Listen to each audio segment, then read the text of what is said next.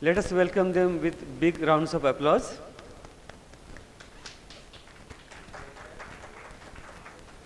It's our great privilege to have such a stalwart, eminent speakers and the chairman with us. I request to all of you to please come on the front so that we can really cherish this wonderful session with these eminent stalwart speakers. We have with us Professor Bhatt sir, who is going to chair this session, who is the chairman, ICPR New Delhi. We have with us Professor Victor, who is the former Vice Chancellor, Adi Kavi Nanya University. And we have with us Professor Srikala Nairji, who is the Director, Vivekananda Chair, Sri Shankaracharya University of Sanskrit, Kaladi. Thank you. I request Professor Bhatt sir to kindly proceed this session. Dhanyawad. Honorable Chairman of the ICPR, Professor Bhatt, and in absentia, Professor, the Vice Chancellor of this university, Professor Jnaneshwar, Yajneshwar Shastri ji, and great scholars who are sitting here. It is my pleasure to present some of my views about writing Indian philosophy in modern perspective. But almost 50% of my views presented in this paper and in my lecture today have been already revealed by Professor Bhatt yesterday. Yeah, so there is not much more to be added, because both his lecture, if it is called a preface, then it may be, my lecture may be an introduction. However, I would like to read. I am reading this because I was a student of philosophy in my major. I majored in philosophy at graduate level, then also at PG. 5 years I was a student of philosophy, then I wrote public examinations, I passed through.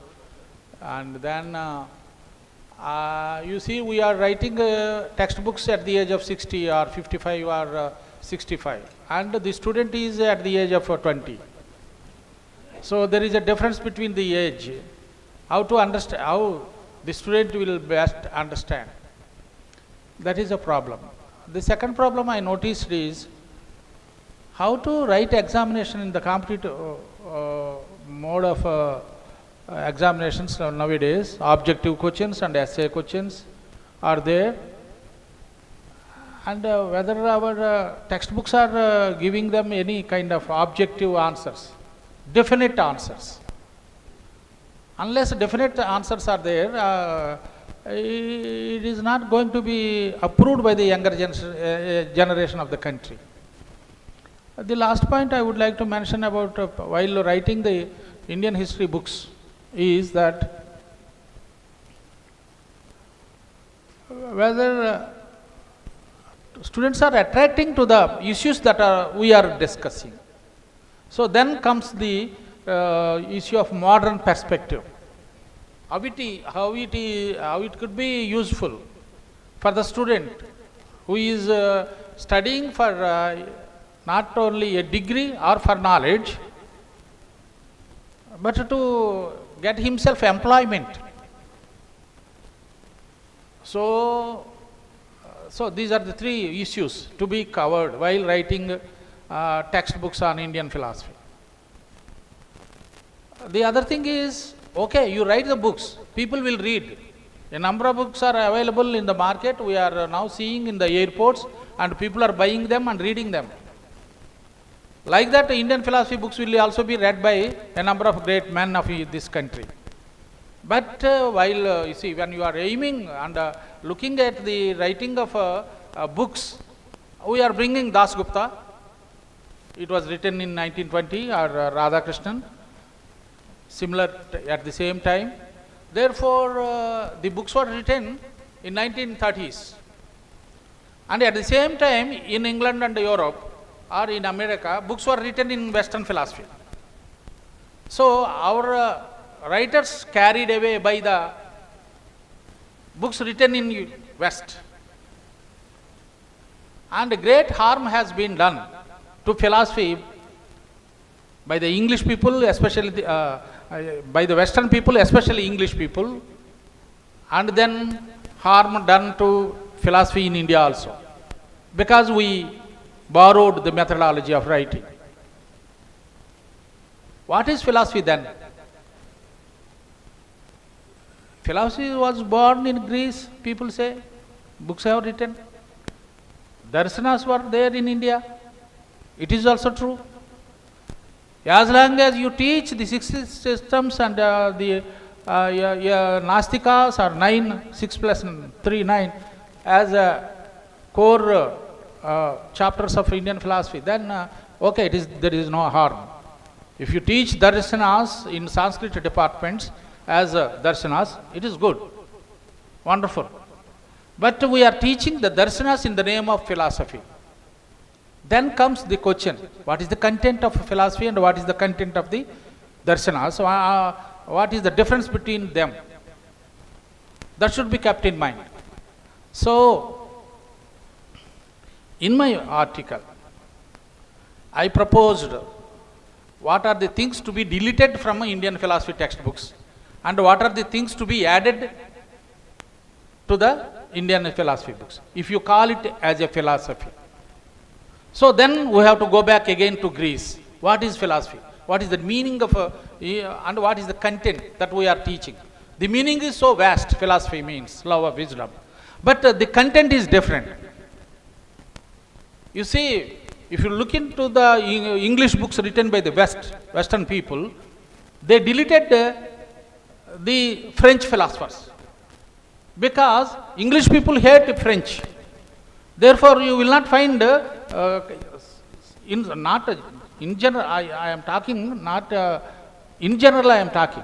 You may give some examples different from contradictory to my statement.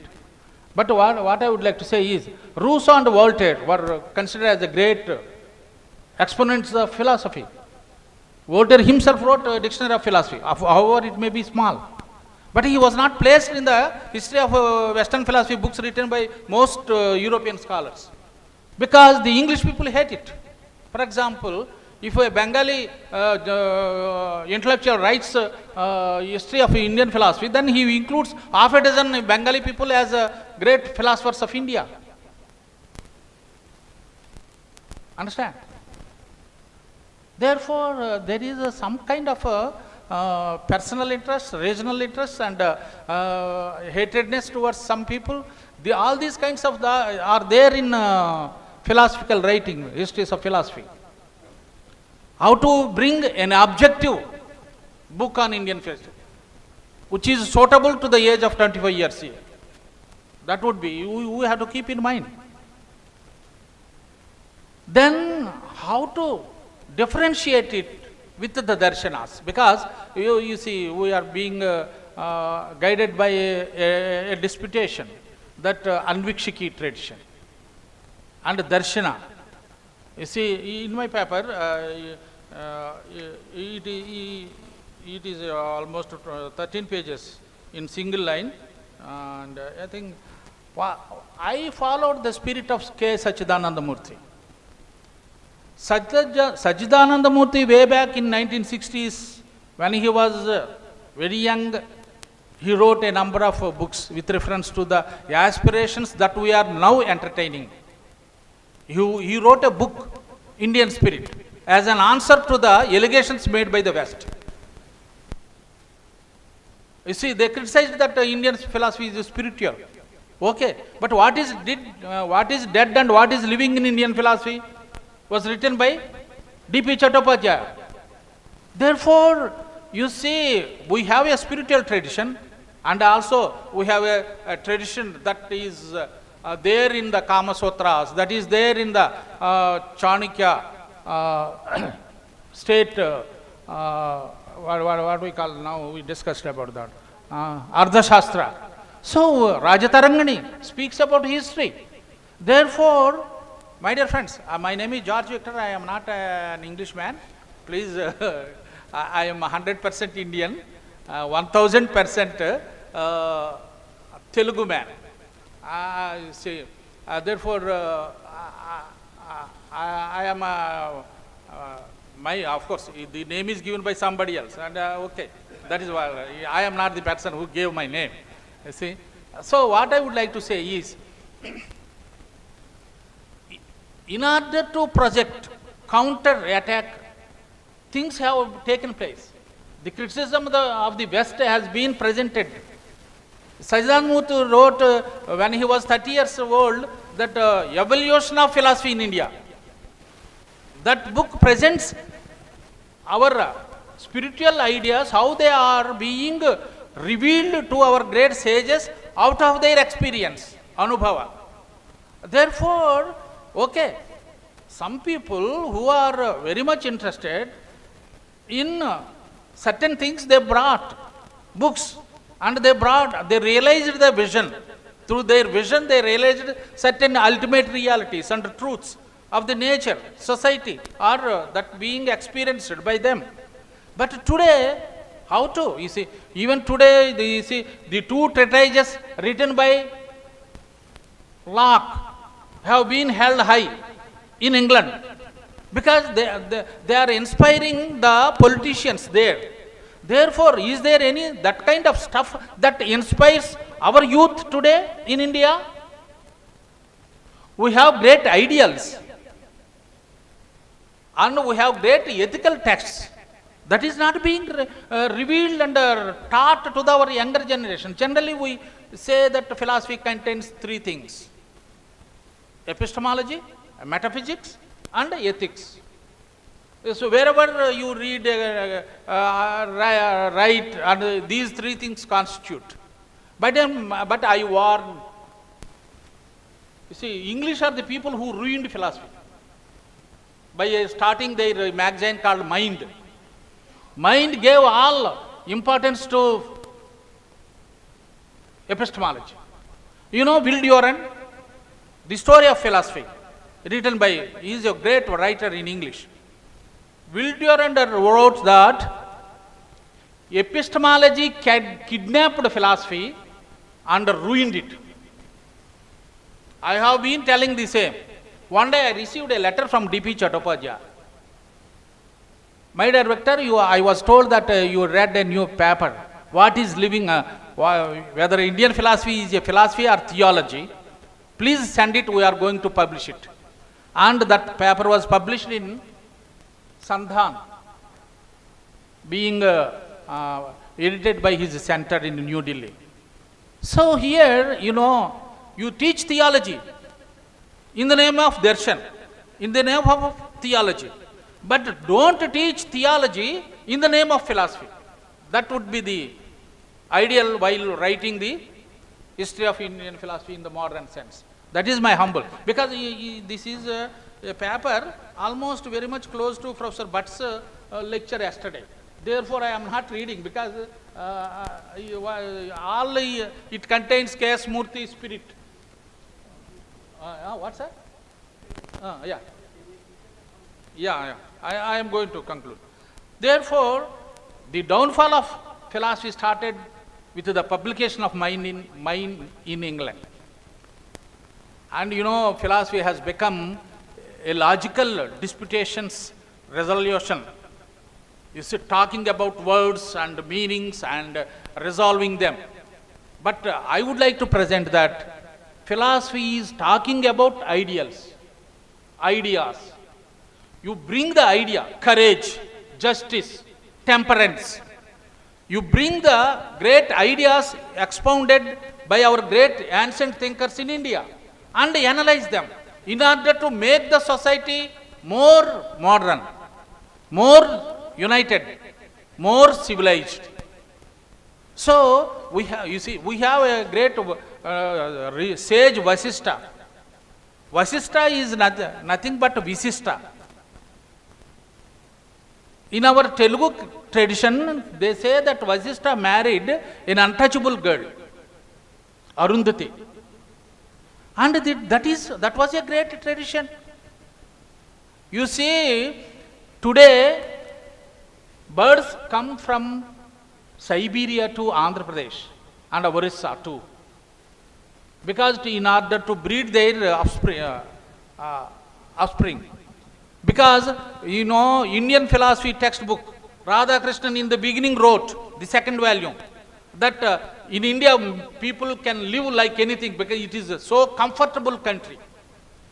Radhakrishnan is not aware of the Siberian birds coming to India, but today we know that because of extended communication.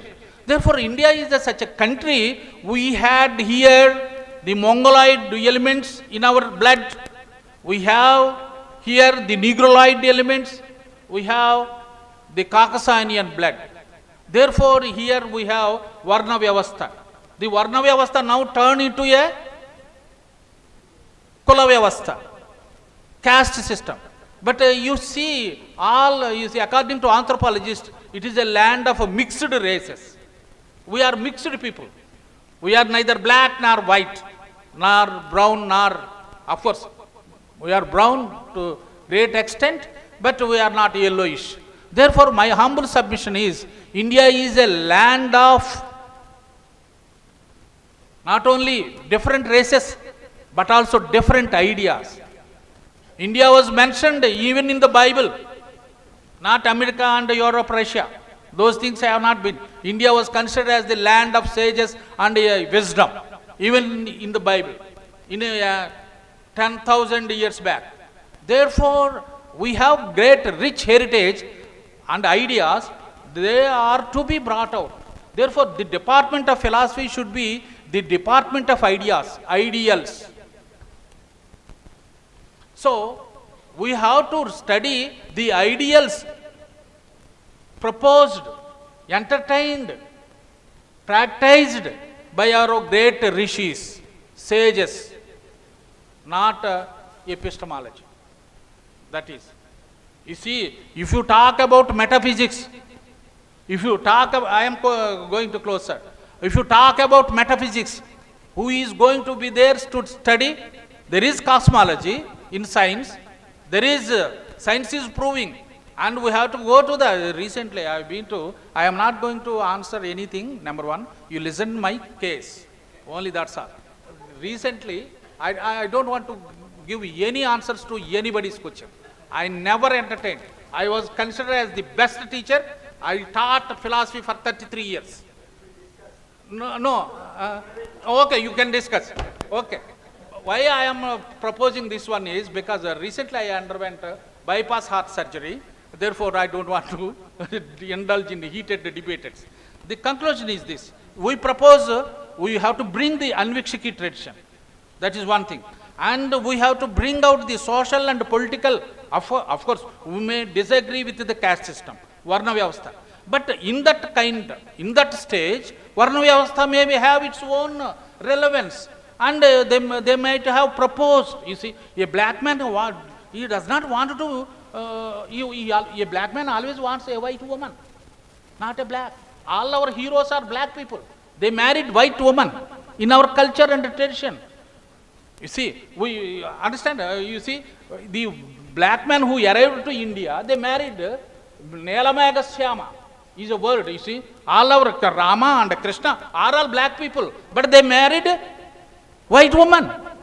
So it is a land of different cultures. May I request you to so therefore, conclude, please, it is a land with mixed ideas. Please conclude now. Okay. How much time is given to me? Time already over. No, over? I don't know. I used to speak 6 hours per day. I spoke, one day I spoke 8 hours. For a Christian community, I spoke about 8 hours on one day about Indian philosophy, talking about Bhagavad Gita and Upanishads and Vedas.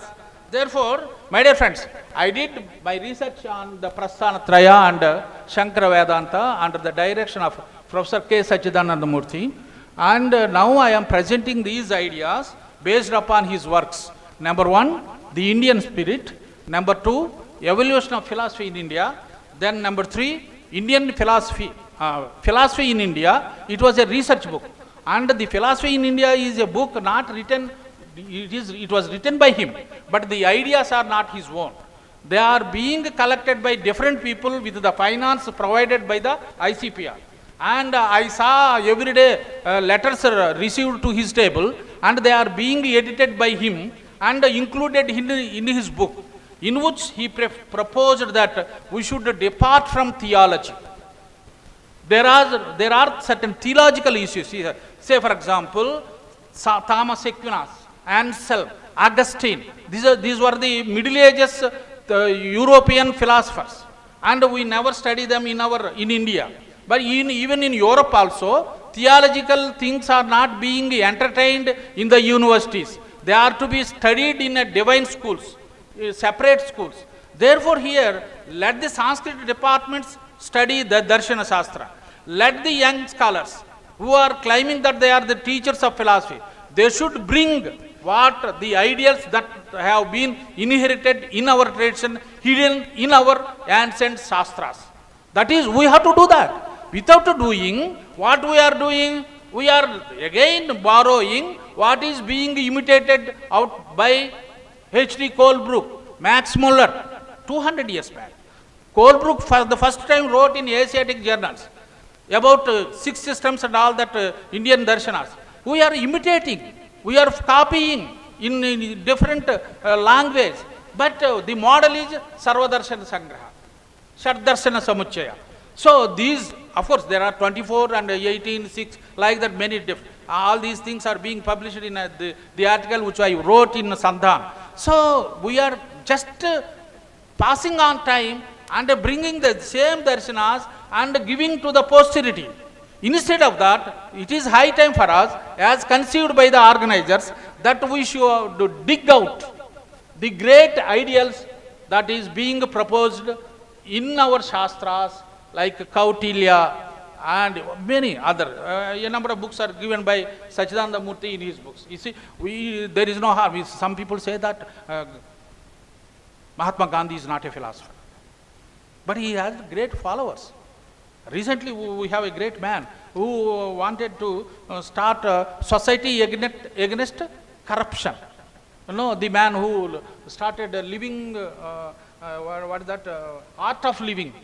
He had a number of followers throughout the world. We are not reading what this man is talking, but we want to talk about our great teacher who talks about soul, consciousness, metaphysics and all this thunder. What about the 22 years boy sitting in the classroom? He needs a profession, he needs an education, he wants points. GK, you say, I was selected, I passed my one degree UGC examination, and I was selected as an assistant commercial tax officer. My uncle told me that, no, university lecturer post, you will have 3 months holidays. It is better to, instead of earning great money and making money in being a income tax officer. What I would like to say is, you see, our philosophy teachers, they should bring out, again, I am telling, so Ravi Shankar, Guru Ravi Shankar, he is doing a lot. He is a spiritual man, but he became a practical man.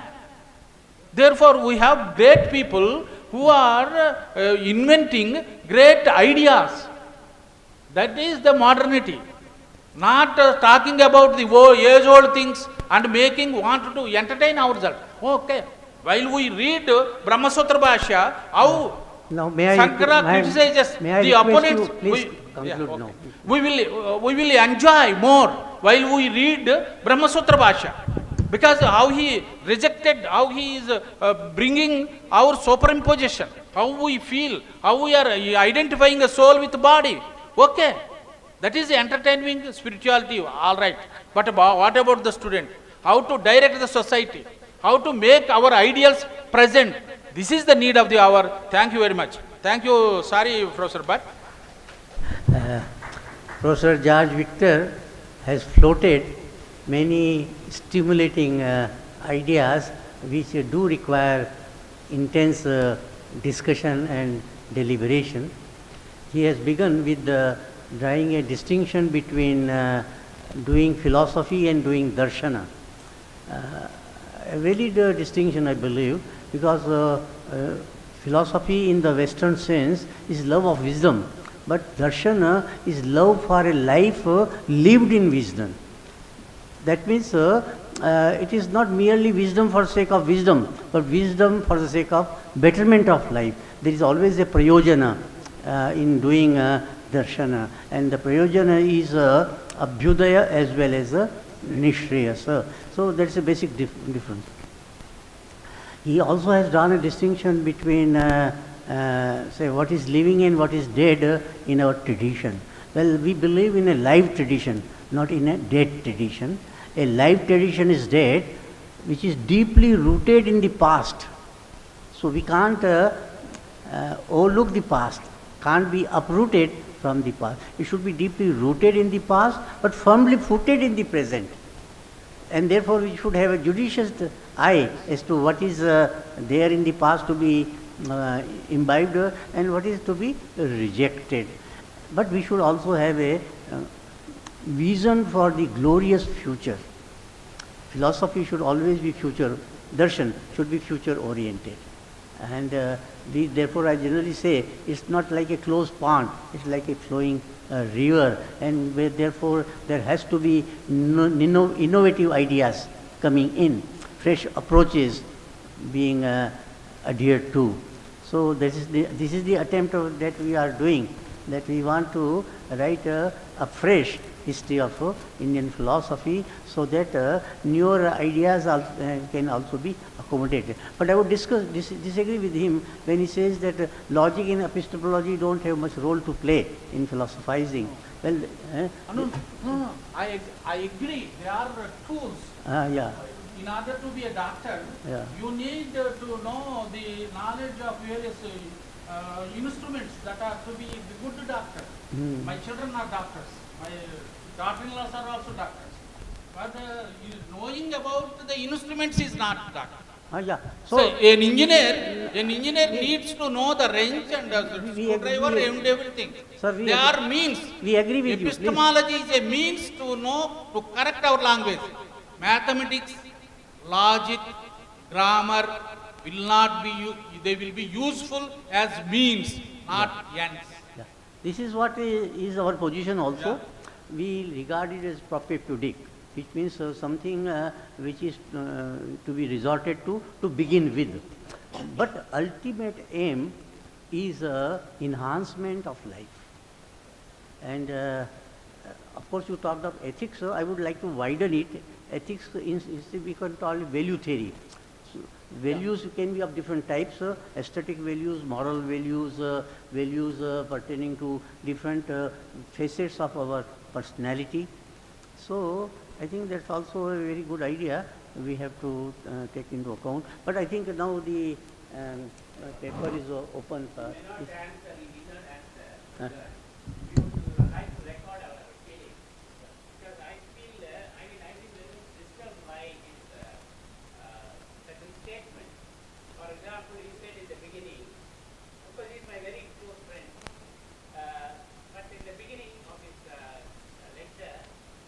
Said that whenever a philosopher writes something, there is a regional consideration. And he said when a Bengali writes, he promotes some Bengali authors. It is not the case. Take, for instance, the writings of Dasgupta or Radhakrishnan or Kiriyana. They didn't have any regional consideration. In fact, as far as I know, no philosopher in India has this regional consideration. So your statement is totally wrong and unacceptable. Secondly, we are not doing theology, sir. Please note that. In fact, it is the habit of some Christian theologians to use the word theology. For example, some of you, our Swamiji know, there is one professor by name Plenary. Clooney. He talks about Advaita theology, and I objected that. Because theology can be used only in Christian this thing. Why do you want to pull that and put it in Advaitic tradition? I objected that. So this usage of the word theology has to be stopped, and we have no place in, and we are not doing theology in Indian tradition. Please, I'll complete, then you talk. One sentence. No, I forget. Please. Satchidanandamurti wrote that Shankara is a theologian. Yeah, see, okay, since you have mentioned that, it is high time for us to revisit our own Indian thinkers and see how far they are right. Of course, Satchidanandamurti is a very great philosopher, but at the same time, we have to reinterpret him, and we have to see him how far he is fitting with the existing methodology which you are adopting now. No philosophy, so his understanding that Shankara is a theologian is not acceptable. Why do you use the word theology? This is my question now. Thirdly, another thing, you said the downfall of philosophy started with mind. Actually, what do you mean by that? Yeah, that is totally wrong. Because all philosophical interpretation and a new philosophical orientation became evident because of mind, journal mind. So why do you reject that? That is a very dangerous question. So that means we don't want to read any journal. That should be the case. Then finally, epistemology. I agree with Professor. See, epistemology is very much essential. In fact, your own guru, Satchidanandamurti, has very rightly said that there are three ways of doing Indian philosophy, and tomorrow I am going to talk about that. The third way, he says, using epistemology as a method to understand philosophical problems. And all our, as you know, that Indian philosophical tradition, though it talks about metaphysics, it has got epistemological tools. The epistemological tools are the basis for understanding Indian philosophy. That's why we have got pramana. So these are, I totally disagree with you. And I think this way of reading Indian philosophy, is very dangerous. And this is not what we want. Sir, listen. We don't want, we don't want, at least I don't want, your way of doing Indian philosophy.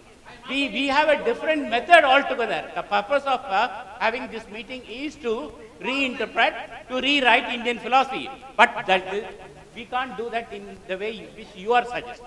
We have got a different methodology. We want to show how our Indian philosophy has a very rich tradition, taking some tools from the Western, as K.C. Pandey was saying. We can take some tools from that and then reinterpret it, see that. But you are, first of all, I feel that you didn't have any specific point to make. This is my objection to that. Now, in fact, we must draw a distinction between philosophy in the Western sense, darshana in the Indian sense, and theology as it is understood in the Judo-Christian Islamic tradition. And one more distinction. See, about 2 months back, there was one international seminar organized by government of Japan, in which our Prime Minister was to go, but he could not. But he gave a video conferencing speech, and there he drew a distinction between ideology and darshana, and argued that ideology divides. My ideology may be different from your ideology, and I may disagree with your ideology. Ideology always divides, because different people may have different. But he says darshan unites. Very important point he made. So Prime Minister of India he has a philosophical insight, Narendra Modi, when he says that darshan is to be resorted to and ideology should be discarded as far as possible in policy making. In policy making, we must view the reality as it is and not be guided by either this ideology or that ideology. In individualistic ideology, socialistic ideology, communistic ideology, or this ideology. In India also, in fact, we never had this sort of distinction in philosophizing. In philosophizing, we have alternative approaches to reality, but we don't talk in terms of either individuals or their ideologies. So I think in our rewriting of Indian philosophy also, we should avoid this sort of fallacious say, comparisons. Can I, Now I request, can I have one question? only one. Yeah. Professor George Victor, you have been a very great scholar in Advaita as much as like so was Professor Murthy. To say Advaita as theological, No, I never proposed in my lecture. You are proposing. no, you told that Professor Murthy told that it is It theology. is as a reply, but I never spoke that Advaita as a philosophy there on the dais. Okay. Understand? But just let me give a small. We should depart from theology. Please give me a small, like a little time to explain this. See, the concept of God in Advaita cannot be had without connecting it with the concept of Maya. The God is in Vyavaharika Satta and God is because the world is. Therefore, Advaita is neither theistic nor atheistic. It is trans-theistic. Okay, thank you. No, I now, Swamiji. One thing which struck me, which is far from the discussions we heard now, that Professor Victor said that they told him instead of being in the income tax, it's a much more comfortable life as a teacher. It would be a much more, and earlier Professor Balasubramaniam told me that he tried for central service, and because he couldn't get it, he became a philosopher. So we must do something to make the younger people feel that philosophy is a rewarding profession, something which can be studied for itself and not as a fallback. So we must do something, because looking at the crowd yesterday when we were inaugurating the function, it's very dismaying to see very few young people below 25, very few were there. So we must try to make them also part of this. Professor Bhatt, the chairperson, and George Victor, my good friend, esteemed colleagues, the previous speaker indeed has closed all the doors for me to, in fact, even enter into the topic of discussion that I've chosen. But thank God Professor Bhatt and Professor Paneerselvam came to my rescue, and here I am. Actually, there's a slight revision in the title. It is rewriting Indian knowledge analysis befitting contemporary times. As you all know, epistemology is very huge, vast field, and then I will not be able to possibly address all the issues. So what I'm going to do in this small presentation is just show you an instance as to how we could possibly rewrite Indian knowledge streams, particularly epistemology, in terms of modern perspective. I suppose we are doing this exercise, though very often we derail. I suggest that there be a separate paper on epistemology as a core course in all PG programs, where it has already been existing. I am pretty aware that in Central University of Hyderabad, to my knowledge, and almost all the universities in West Bengal, epistemology per se, or Indian epistemology in particular, have been treated as a separate core course. But very often it is not the case in many of the universities. So this paper may start introducing the major problems the discipline choose to address, namely, if it is a core course on epistemology, it may start introducing the following issues. What is knowledge? How is knowledge possible? Is knowledge possible at all? These are the three major issues addressed standardly by epistemology. In what follows, I shall pick up a small issue, namely knowledge analysis, to instantiate how we may go about restructuring epistemology courses. I suggest that the editorial board membered for epistemology may distribute the topics of similar global concerns in epistemology to authors encompassing all major areas in the discipline. By discipline here, I mean epistemology. Evidently, the issue regarding knowledge analysis, how we can define knowledge, is significant for all knowledge seekers, whether they are philosophers or any knowledge seeker belonging to any other stream, unless you know how knowledge looks like, how are you going to search for it? So knowledge definition is fundamental and basic for any type of discussion. And for unless you know the definition of knowledge, how will you possibly find out the object of your research, for your search? Now I would suggest that since we are using the term epistemology, now I am presenting my views and your rejoinders are most welcome. Since we are using the term epistemology, we have an obligation to explicate to the student what we mean by epistemology. Since the time of Socrates, and that can be done only footing yourself from the Western position. Since the time of Socrates, the discussion and knowledge analysis was kept alive in the Greek tradition. It would be useful if you discuss the major arguments in the Theaetetus and also the dialogues like those that were run in the Meno, the Phaedo and the Republic, and explain how Socrates attempts both formal and material versions of knowledge analysis in these dialogues to arrive at a convincing definition of knowledge. Those who are familiar with these dialogues would know that in Theaetetus, he attempts a formal version of knowledge analysis, and subsequently in the Republic and the other Meno and the Phaedo, he attempts material versions, and finally he arrives at a unique, metaphysician as he is. He comes to conclude is that knowledge is not anything that I have discussed, knowledge is understanding the form. So this travel, when you depict it to the student, this travel through various dialogues would introduce the significance of doing epistemology as the first science across the culture, be it the Greek tradition or the Indian tradition. The significance of doing epistemology across the culture would be revealed to the child if you initiate him to the early Greek tradition, and particularly you will be able to impress him what we mean by epistemology, the logy or the science of episteme. Unless we tell him what episteme is and how it is distinct from doxa, you will not understand what the meaning itself of the term.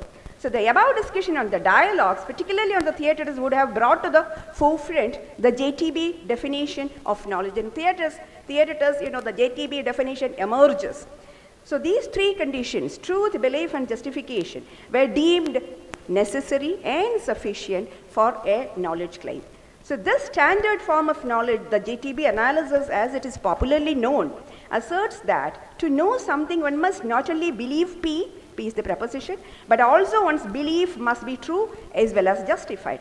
Now note that this should be presented as, now this is my appeal, as you present Indian epistemology, this model should be presented as one possible way of analyzing knowledge. What I suggest is that we may not ideally close those traditional routes of understanding knowledge analysis as well. This could be one possible way of knowing how knowledge can be analyzed at all. So the JTB analysis, according to me, I have chosen this for this reason that it would open up a door to more discussion on knowledge analysis from a common platform. See, from a no man's point of view, from a public discourse, you could raise this issue, and therefore I have started from this. Now, we may invite the child to the Indian epistemological field as such, and then bring him to the distinction between jnana and prama, and place the unique stages of jnana is sheer cognition. And what is important here is that, quite unlike in the Western tradition, we do not have any a priori privileged status given to certain set of prepositions, and the rest are a posteriori. As in the Western tradition, it's the case that we have a priori infallible certain prepositions which are granted, whose truth has been granted, and the rest empirical traditions are a posteriori. Here in India, we have a purely naturalistic way. Given the prameya and the pramata, the cognizer and the cognized, it is a natural process of cognizing, and the problem of truth supervenes or comes only subsequently. So and then you may, when you juxtapose these two traditions, you will have to, or you will be forced to address the problem of the absence of a prepositional format that we do not have in the Indian context. You know that, in the Western context, when we say the locution would be, I know that P, where P is the prameya and P is in the prepositional structure. In the Indian context, it is the object which is the object of knowledge. I am Khadaha or I am Pustaka, where it is the object which is the object of knowledge. So this distinction, that is, one is in the prepositional structure and the other is situated in space and time, makes it difficult for us to run a parallel discussion. And therefore, you have this prepositional centered knowledge construction versus object centered knowledge construction. It has been, Western scholars or Western epistemologists, particularly when they look at Indian epistemology, they always accuse that Indian epistemology has psychologism inbuilt in it, and this issue has been addressed by both Jayan Mahante and Matilal and Ganeri, all those scholars who have been contributing significantly to Indian knowledge analysis. Now, addressing this, Mahante says that there is this problem because we speak knowledge in terms of episodic sense. It is not in the dispositional sense as it has been handled in the West, and therefore you have this problem of converting this into the prepositional structure. But Mahante suggests that we could conceive Savikalpaka Pratyaksha as prepositional in nature. And I suggest that we could also argue that this non-prepositional structure is in a way beneficial for us because we have an epistemological, a variety of epistemology which is quite natural in nature. Now we may slowly bring the concept of prama as distinct from jnana, and then distinguish prama from the other varieties of ayadhartha jnana. Of all the schools of Indian philosophy, it is Nyaya Vaishishtika that consistently got engaged in discussions on the basic issues of knowledge and its apprehension, and therefore we could keep this particular school in the forefront and shall bring in other schools too to the discussion as and when we find them useful, particularly when we come to discuss about pramanyata. While rewriting Indian knowledge analysis, the focus should be to highlight how some of the issues raised by ancient Nayayikas are very much relevant in contemporary discussions in standard analysis. During the heydays of Geshe problem, Indian epistemologists like Karl Potter wondered whether knowledge in classical Indian tradition was conceived as justified true belief. They have worked out an Indian parallel to GTB analysis as follows. Here you would say knowledge gets defined as a truth-hitting episode, yadhartha jnanam sa pramitiriti, indicating the truth condition, a non-dubious mental episode, suggesting, in the morning we have had a beautiful discussion pitched in the classical tradition, and the progression of doubt from samshaya to nischaya jnana, which is very beautiful, and this progressive conceptualization from samshaya to nischaya is in some way indicative of the existence of belief condition, and there is also the pramanyata demanded, which is causal in nature. There is a causal factor revealing the relation between the object known and the belief maintained by the cognizer. Adushtakarana janyam jnanam prama. I repeat, please keep it in mind that this is one of the novel way of looking at Indian knowledge analysis, and while introducing this, you ought not close down the traditional roots of understanding the epistemology in the Indian system as necessarily pinned up with its ontological presuppositions. See, in our tradition, it has always been the case that epistemology comes as an attached baggage to the ontology that we have. Each system defines its epistemic methods, the tools as it were, defining the framework, within the framework, what is the ontological framework that they depict. Accordingly, they pick up the epistemological tools. Those the analytical tools might not be of much use for Advaita Vedanta. So the tools vary as per the ontological presuppositions that the scholars have. Now, this traditional way of understanding methods of knowing or even knowledge, that way needs not be closed as a matter of fact, and I don't propose that this should be the only way of doing knowledge analysis. Now I'll quickly bring to you the possibilities of drawing a JTB definition in this model, wherein we could trace the evolution of truth condition as you have the Bhashyakara defining truth as yadhartham jnanam sa pramitiriti. Here, the yadharthatva, or the nature of truth, can quite well be compared to the classical correspondence that is available. And later you have, in 10th century, you have Udayanacharya defining defining truth as tadvadi tat prakarakam jnanam yadhartham. Yadhartham gets a modified or evolved definition at the hands of Udayanacharya, and I see that this seems to be some way reflecting the mirror theory used by early Wittgenstein in Tractatus and several other thinkers belonging to the early analytic school. And finally, you have Gangesha, who comes up with very up-to-date kind of very modern definition of truth condition, wherein he defines truth as yatra yadasti tatra tasya anubhavaha yadhartha. And this stands, it's a minimal correspondence kind of a thing, and this variety of minimal correspondence is available in Horwich and other thinkers falling in the first part of the bygone century.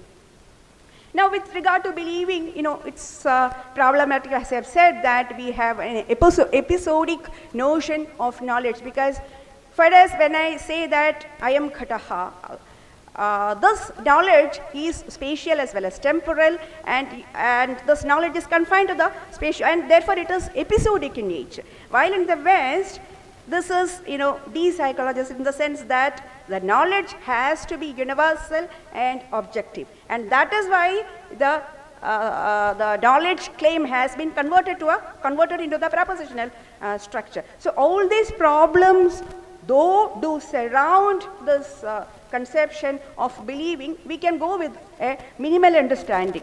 Let me read this. Though it is hard to detect a belief proper here, the fact that the process of knowledge is set in motion by doubt, as I have said, a progression from samshaya to nishtaya jnana, may permit us to discern a variety of epistemic acceptance as we required in AJTB analysis. Of course, the episodic sense, I have said, is problematic. However, the dispositionality of belief, Mohanty, again I bring in here, he says, could be accommodated by maintaining that cognitive episodes are stored up in memory to be drawn at free will later. Now to the pramanyata, the most significant condition, the tricky condition, the problematic condition, and the condition where Indian epistemologists have contributed immensely to the chapter of global epistemology. But mere true belief will not qualify as knowledge, as we know.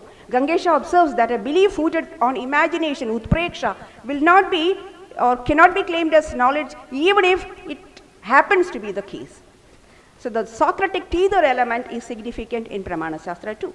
But note that Pramana is the single term that jointly refer the truth and justification condition. Now the tricky situation is this, that in Indian Pramana Shastra, the truth and the belief condition gets rolled up in such a fashion that it is very difficult to discern one from the other. Pramana stands for a set of causal conditions that bring about knowledge. For example, in my perceptual knowledge that this is a table, this is a podium, the most relevant causal factor is my perceptual experience, and also the same term Pramana stands for the set of evidences that vindicate my knowledge claim, citing the reliable method adopted for knowing, here the perceptual evidence. So this dual character of the term Pramana as causal and evidential has been made possible by, that the condition justification generally speaks about the evidential condition. But here you have in Pramanyatavada, you have the causal conditioning, but it is also evidential in nature. And this has been made possible by the dual form of the another fix that accommodates it. It is the another fix that accommodates this dual form. With karane another, it represents prama-karanam, and with bhave another, it gives pramaya bhava. While the karana sense brings in the truth element, the bhava sense brings in or is expected to bring in the justification condition. Also note that these two types of pramanyata are interrelated. So this blending of cause and because in justification, they get rolled up as it were, seems beneficial for it. For it helps us to avoid the risk of building a bridge between the objective truth and the subjective truth. See, the Gettier problem, which has really rocked Western epistemology, is thus because how much ever effort the agent takes to reach to the truth, the agent may fail, because we are not omniscient agencies. We are limited agencies with limited cognitive apparatus, and therefore how much ever evidences that I may collect, the truth may stand distinct away from me. And therefore there is always this possibility of rigged situations, as it has been technically called. Note that cognition as such is neither true nor false. The contingent nature, particularly Nyaya, speaks about this contingent nature of our experiential truth.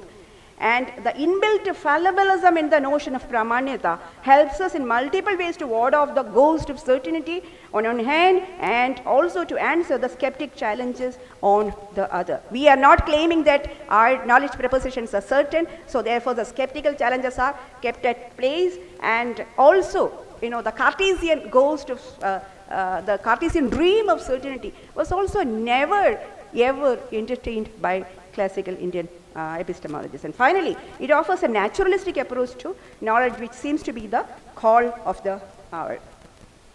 Now, we may introduce varieties of Pramanyata theories. I'm not getting into, I'm just placing it in that atomic form. I'm not interested in the content of the matter. I'm just interested in the structure in which we could place it. And here you could place about the Pramanyata theories, which could, if you want to call it theories of truth, you can. If you want to call it theories of justification, you can.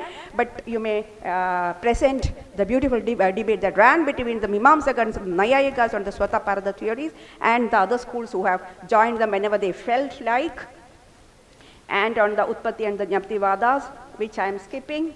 And then we may come to the Gettier problem. So having given this JTB structure, now in 1963, as you all know, Edmund L. Gettier Jr. in 1960 has presented a one and a half page article wherein he has presented two counterexamples challenging the existing JTB model. An agent can have truth, belief and justification, nevertheless he may be declined knowledge claim. Now this is the argument. Now Gettier problem was discussed from 1960s to 2000, and it has become almost a private game wherein no Indian participant was permitted to play any role. But in the Beijing, in one of the roundtables where I was invited to make a presentation, a dialogue in dignity, I have presented the objections, the rejoinder raised by Jaishankar Shah, wherein he presents a Nyaya counterposition to the Gettier problem, wherein Shaw shows that, with the, I hope that you are all aware of the Gettier counterexample, and then he brings in an argument countering or defeating the Gettier counterexample. But nobody has ever heard of Shaw, or never he was permitted to participate in the debate. The argument is, JTB is about belief. The phrase, the man with 10 coins in his pocket, can be used to capture two distinct beliefs. One that has Johns as the referent, and the other that has Smith as the referent. Smith's belief is about Johns, not about himself, and therefore he argues that actually Gettier doesn't have a justified true belief in his hand, and therefore it doesn't challenge the JTB definition as such. It is a justified false belief, and therefore it cannot be a counterexample at all. Now, keep this in mind that this might not be a great rejoinder, because there were other Western scholars who have raised similar issues, and there were other counterexamples, better counterexamples proposed. But mind you that the Gettier problem stands. Now let me bring your attention to Sriharsha's Gettier-like counterexamples to which Gangesh has given solutions. Sriharsha, a skeptic, has pointed out several counterexamples, and one very popular counterexample is the yonder mountain is smoky, hence fiery, but here it is not the smoke, it is the fog that he has misperceived as smoke, and then he arrives at the right inference that Parvato Vanyaman Dhumavatuvad. Now, as in the Gettier instances, here too we have a proposition that is justified, though false, that can issue a justified true belief with a claim to knowledge. Now, Gangesha maintains that in all such cases, he says that we could, in direct circumstances, our justification may fail. But then Gangesha maintains that in all such cases, we may credit primary knowledge to the agent, but withdraw from him the claim that he knows that he knows. So we may have to credit knowledge to the subject since it is endowed with truth, hitting character. But the subject does not know that he knows if his inferential knowledge is not based on faultless evidences. So here you can also bring in the KK theory discussion and juxtapose the two traditions discussing KK, the Western and its Indian counterpart. Quite like many contemporary epistemologists, Gangesha too maintains that we may employ a very low or weak sense of knowledge in ordinary mundane circumstances. We don't need a very strong knowledge sense which is attributed with justification. That's not required. Only in Vada cases when you employ philosophy or, in some sense you can even argue that he is speaking on contextualism. So the strength of the justification may vary according to the context, and he says that only in serious instances or in philosophical discussions the pramanyata should bring in a change. Now you may bring the emerging externalism and its Indian counterpart into this paper structure. Ever since Gettier problem occupied the center stage in the analytic circle, philosophers, wary of the counterexamples dragons let loose by the event, tried alternate ways to immunize standard analysis. They were wondering how we can tame this dragons let loose by Gettier event. And some philosophers at least thought that externalism is a solution. What is externalism? Externalism suggests that the evidences need not be within the ken of the subject. The subject can stand justified, though the subject doesn't have access to the justification. Now, please remember that Indian pramanyata speaks about a variety of externalistic justification. So there is a common consensus among epistemologists that Western epistemic ground, for multiple reasons, is a field least fit for the growth of externalistic theories, while Indian land is a flourishing land for externalist theories of truth. Now, what makes Westerners difficult to have externalism? The inbuilt formalism, anti-psychologism, all this, all that is present or upon which the Western epistemology is footed has made it resistant to externalistic approach in justification. In the history of epistemology, this task of making justification external has well been undertaken by Indian epistemologists since they were culturally well disposed to embrace externalism. We may argue that the externalist variety of justification propounded by Indian Pramana Shastra is a unique contribution to knowledge analysis as it resolves some of the vexing problems that haunt epistemology since the last century. It is interesting to note that the prominent externalist theories, you have two externalist theories, the causal and the reliabilism, propounded by the former propounded by Gilbert Harman and the latter propounded by Goldman. These two in a way resemble our pramanyata theories. Now I may address the last problem, is knowledge possible at all? In India, skeptics are not considered as intruders into the temple of truth. As a matter of fact, there is an epistemologist in every skeptic and vice versa. Every epistemologist should be a skeptic and every skeptic is in a sense epistemology. Without skeptics, we do not know how to do epistemology. For as the role of doubt has been widely discussed in the morning. For both are primarily engaged in the same task. Our job is the same, on inquiry of truth, only with this distinction that the skeptics is severely blown out of proportion. Nagarjuna, I've got it, I'll just wind it up in 1 minute. So Nagarjuna is a marked skeptic of the Buddhist tradition. He throws serious challenges to the Pramana Shastra raised by Nayayikas, pointing out that the existence of the phenomenal world cannot be established. Nayayikas place a circular argument. They try to establish the Pramana through the Prameya, and then vice versa. Through the Prameya, through the Pramanas, they try to establish the Prameya. So now Nayayikas answer employing Now, they point out that how is it that the pramanas are established? Then they say that quite like light. Light doesn't need to be revealed. It reveals itself. To thus, Nagarjuna says that light doesn't reveal itself. It's a wrong analogy because light doesn't exist in dark places. So the analogy itself is a wrong one. At the end of the whole discourse, I am just summing up, Nagarjuna politely points out that his intention is not to create chaos in the world. Without pramanas, we can't have phenomenal experience, we cannot have empirical experiences at all. The whole intention is not to destroy our smooth living in the world, or rather his intention is to point out that there is circularity in our argument in the phenomenal world, and therefore instead of correspondence, please replace coherence. That is all that he wants. Correspondence is a false method, and therefore place coherence instead. Now countering realists, now they come up with a very fine argument. Gangesha says that that truth outruns justification. See, even if you fail to have justification, truth always outruns justification.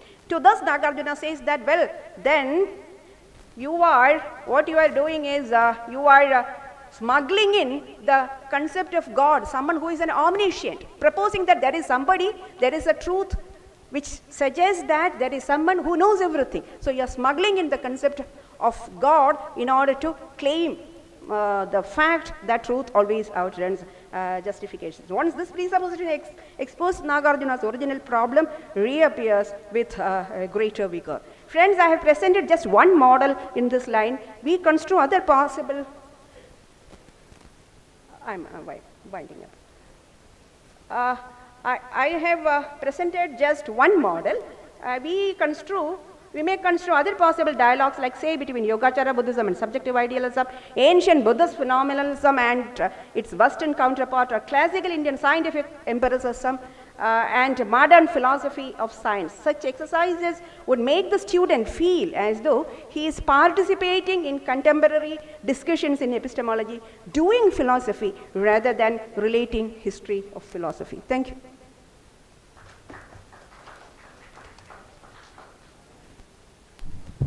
Thank you, Professor Shikala Nair. You have very rightly pointed out the significance of doing epistemology. And epistemology is very wide in its scope. It comprehends not only perceptual and inferential cognition, but also testimonial cognition, and within that language, analysis of language.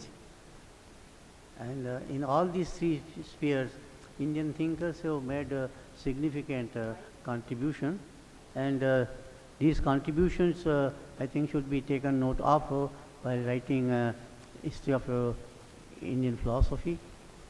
In fact, we have so far as logic is concerned, Anumana, we have two models. One is the Nyaya Vaisheshik model, and other is the Buddhist model.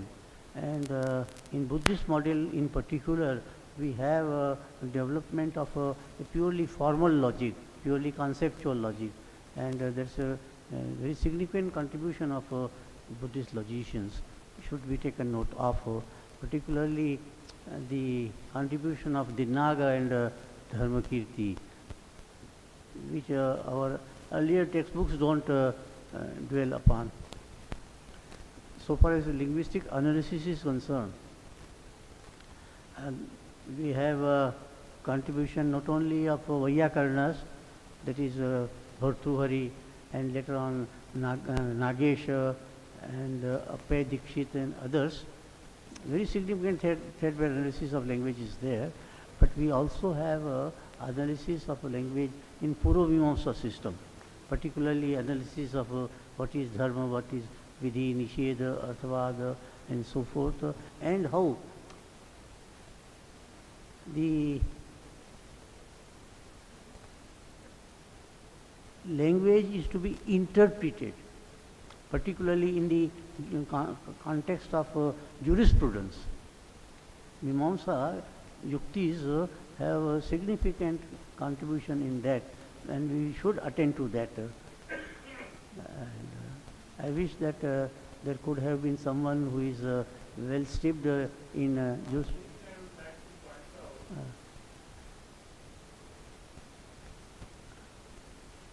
And thank you, Sri Kala, for your nice presentation representing both the traditions, India. But one thing just I would like to know, you have repeatedly used Pramannata. So Pramannata is not a accurate term. It should be Pramanno or Pramanata.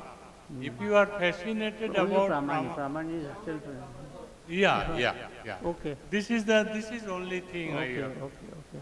But we have to take into account Pramata, then Prameya, of course, but Pramana, Pramanya, and extent of our empirical knowledge, and transcending the empirical and going to the trans-empirical, that is avidya and vidya. All that has to be, I think we must emphasize also the. I have Yeah, a question. please. Dr. Shrikala, it was a very good comparative analysis. And you addressed to the Gettier problem and all the Indian theories of knowledge. Now in the comparative analysis, there are many difficulties. And particularly when we do with two different, like Indian and Western, sometimes it shows that one becomes actually meaningless or illogical in the light of others. For example, in the case of Gettier example, or the definition of knowledge, JTP analysis, whether it is relevant or whether it is applicable in Indian, that raises a certain difficult issue.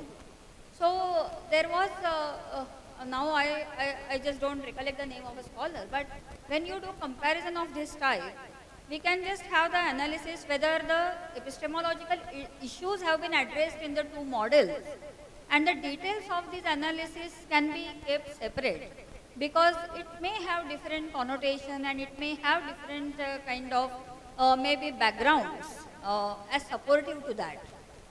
So one may ask this question whether the Gettier problem really arises in India, and you have addressed to that propositional and episodic, so that speaks for it, that in a way there is no room for Gettier problem in Indian theory of knowledge as such. We have the three notions, Brahma, and so that means you will take it ahead. That is one thing. Another thing is about Pramana. Another thing is about Pramana, where you speak about the causal analysis and justification, right? Pramana gives, no, you use some different word, cause and because. So what is that kind of thing? It is Evidential. Evidential, yeah. So that is evidential. But there is another third meaning of Pramana also. Because you have used Nyaya, you might have kept it aside. But in Buddhist and Jaina, Pramana itself is Prama. So it is a type of knowledge. Yeah. So not evidential or not something. So they are identical. So that Even third in other meaning of. traditions, they are synonymously used. Sorry? Even in other traditions, they are synonymously Yes, used. yes, they are synonymous. So in causal and evidential may be focused in Nyaya thing of thing. So maybe some things can be kept. I'll take this. Again, epistemology. Again, most. We have this kind of theory of knowledge, but it can also be looked at as the methodology for maybe proving or establishing certain theories. So the justificational part or justificatory part of Pramana can be brought to forefront. And lastly, that I will make in my presentation, so I don't speak it now here. But Pramata has a very important role in theory of knowledge, that we have to address anywhere or somewhere in Indian theory of knowledge. But I will speak about it in my presentation. I also want to substantiate that position. The whole epistemological exercise, in a way, is to obtain knowledge. And nowadays, methodology has become very prominent in almost all courses. Now, your suggestion was your suggestion was include epistemology for all courses. My request to you to give a thought that I know that there may be a distinction between epistemology and methodology. But of course, epistemology will be the part of methodology, and therefore, if we are able to see epistemology as a part of methodology, and if we put forward a paper on methodology which can be introduced for all other courses, and this exactly is the point where Dr. Meenal has suggested that the uniqueness of Indian epistemology is that pramata plays a very important role. And when I interacted with the students of social sciences and when I was talking to them about the Indian methodology as such, then I told them about this pramata part of it. They said, nowhere we are taught that we also have to equip ourselves. Now, this is my suggestion to you because you are experts in domain of epistemology. Experts can think about it. If we are able to find out a course on methodology where epistemology is a part of it, that will be certainly unique. But congratulations to you for your presentation. Thank you. Now here we request to... No, let me answer. No, 5 minutes, just 3 minutes. Thank you both, Dr. Minal and Madam. To Dr. Minal, this is a discussion that has taken place during 90s, where, Sandhya Basu, Professor Paneerselvam knows, has written a paper. His knowledge, Karl Potter, subsequently Sandhya Basu, has written a paper on whether knowledge justified true belief in Indian Pramana Shastra. And there were heated debates, all the senior epistemologists participated in. And then we came at a consensus that it is the case, looking at the benefits of highlighting knowledge Prama as a GTP instance. As I have said, you have rightly pointed out that, yes, we have an episodic sense. But mind you, even in the West, knowledge was episodic till Hume. Okay, only in the post-Humean period, that dispositionality due to the upcoming of psychology, all that had happened. But mind you, there were benefits, privileges, than hardships. So keeping it the privileges, look at the causal and the reliability theory, just exactly match. And I heard that Albina Goldman has said that, I heard that, I also had an opportunity to talk to Ernest Sosa, where they were saying that, yeah, we have read all these masters and we are wonderful. So, to keep our discussion at par, to keep our discussions on the global table, it is very, very essential that we take these privilegious positions in our epistemic understanding, always keeping in mind that we have cultural footings, be it episodic or any other factors. Every epistemology is culturally rooted, be it in China or in any other land. There will be, but there has to be a common platform where we could discuss common things. And if it is found as more privileges, and it was our senior generation which has found it more privileges, and that is why the younger generation, as we are, have picked up this thread. And to Madam, I fully agree with you that we could have a methodological paper instead of epistemological paper, and actually the university could choose according to its demands and needs. But my only appeal is that sufficient components of epistemology should be there, even if the title of the paper is methodology. That's it. Thank you. Friends, there is a basic difference between doing epistemology in the West and doing so in Indian context. In the West, right from the Greek times, a distinction is drawn between opinion and belief. And knowledge is put under the category of belief and not opinion. And then the question was that in what way belief could be true, and therefore justification for the truth of so you have this Gettier problem then thereafter, which I think you refer to, justified true belief. But in India, our approach was different. We defined knowledge, jnanam, artha prakashakam. Object, but awareness of object. awareness of object as it is. So, we have not talked in terms of belief, rather we have talked in terms of revelation. The object is to be revealed to the knower, and therefore role of the knower is there very much. Pramata, as she pointed out, role of the object is also there, and the mode of knowing, that is the pramana. So all the three are equally important: the pramata, the prameya, and the pramana. Thank you very much. Now we are. Actually, now it's now we have to also keep in mind the next sessions also, the timetable. So now is the time to felicit our speakers. I request Professor Bhatt sir to honor and felicit Dr. Professor Victor sir, and also Professor Nair ji. Professor Victor sir, with a token of love, and also Professor Sri Kala Nair ji, a token of love from Sanchi University.